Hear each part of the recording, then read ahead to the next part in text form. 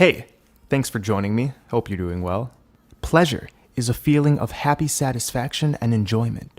This feeling is important and one which humans desperately need to feel and can be felt collectively, harmoniously. But when you look around the energy extraction matrix, what is the most promoted act? It's not pleasure, it's hedonism. This is the relentless and almost single-minded pursuit of one's own personal pleasure as one's ultimate concern. Commercials, food, music, sex appeal, all around us is anything that sparks the interest of the five senses.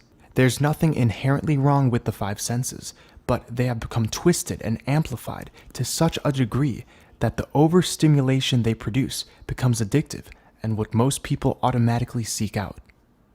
This unquenchable desire for stimulation is simply a misdirection of the desire of the flesh. A huge factor in increasing awareness and personal sovereignty is to work with the body in order for the soul to come through it most harmoniously. Overemphasizing the body and its functions, whether it's sexual or mouth pleasure, creates circumstances in which the soul cannot achieve this union of spirit and matter, pushing that God essence we all carry into the background. Too much focus on the desire of the flesh will always lead to a loss of spiritual identity. The flesh is hungry, and without consistent acknowledgement of its prime pilot, the soul, it remains unsatiated and longing for more and more. This hungry force is very easy to observe when we just pay attention. Without acknowledging that our thirst for pleasure is taken advantage of, we are left contributing to a paradigm based in vampirism, since more never becomes enough. This is what hedonism does. This is why the all-consuming tyranny of pleasure is the foundation of the energy extraction matrix. Many of us are brought up with ideas of the physical and spiritual being separate realms. A very common assertion is that the physical is void of true divine intervention, and therefore, if God exists, then the realm of God lies beyond our reach. But in reality, there is no separation. Separating the physical and the spiritual is simply an act of denouncing creation.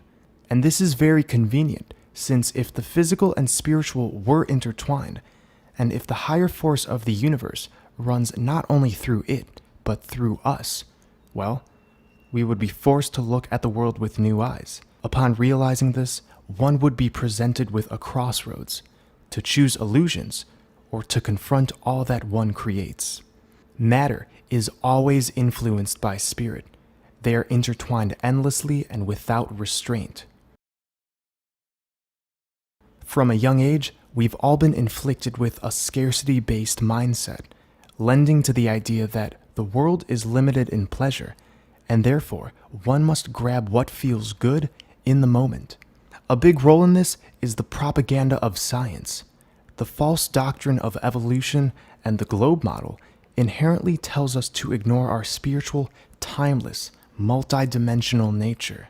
If we agree that everything came from random evolution with no divine significance, if we are simply advanced monkeys whose brains developed consciousness, then we create our own thought prison that ultimately does lead to sensual hedonistic pleasures. We become materialist reductionists, only using our five senses to process the world and submitting to a more beast-like nature.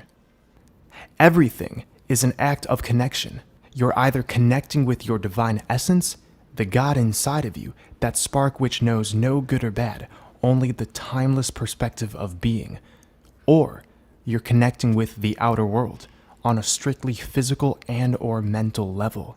Both acts of connection are necessary to achieve some sort of balance, and both acts of connection usually happen simultaneously. But how much one person connects with is based off of their spiritual maturity, and in the realm of your divine nature, you're either pulling away from it or bringing it closer to you. This system isn't forcing anyone to make disharmonious choices. It's simply making it easier for one to do so if they choose. We can indulge the five senses all day. We can choose to inject our lives with the chaotic roller coaster of hedonism, and because it's everywhere, it seems normal. What society is involved in is a continuous collective binge. A binge of food, a binge of drugs, a binge of shopping, a binge of money, a binge of material. If one is consistently thinking about how they can maximize their pleasures, there's no time for anyone or anything that isn't an immediate source of pleasure. This is why the extracurricular activities we're marketed have the overtones of self-serving behavior. Pornography, clubs, eateries, casinos, bars, music festivals, barbecue, liquor stores. It seems like everywhere we turn, there are distractions under the guise of fun. So much extra time is being spent focusing on the material that most aren't actively gaining the insight, inspiration, and clarity in order to be active members of tearing down this control system through our creation abilities. And here I must add once again, tearing down this matrix is not done by going against it. It's by recognizing our sovereignty and ability to create as humans, and then detaching peacefully. This process, believe it or not, is infinitely more effective than resistance. Resistance to this system leads to suffering, where surrender to the God within leads to bliss. Everything is an act of merging with consciousness. The air we breathe, water we drink, food we eat, it's all conscious. Care and gratitude is the principle that must be followed when it comes to using the five senses. Without gratitude, we express entitlement, with greed quickly following. Hedonism allows us to take pleasure in things that are shameful to the divine plan. And this is why it's so easy to ignore the intuition of the soul. To step out of hedonism means one must fully recognize its sorrows. The fact is, we are in the final days of choosing sides. Neither side is better, just existing at different frequencies. On one hand, we have the fully ramped up energy extraction matrix machine, churning out more and more archonic programs to keep itself entertained and in spiritual confusion. On the other hand, we have the new earth being revealed by those who have ejected from this system, both spiritually and physically.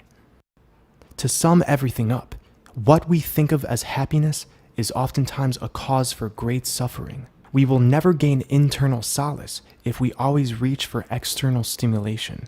Fewer material desires leads to less suffering. We must desire that which cannot be held. Love, compassion, a new world based in truth.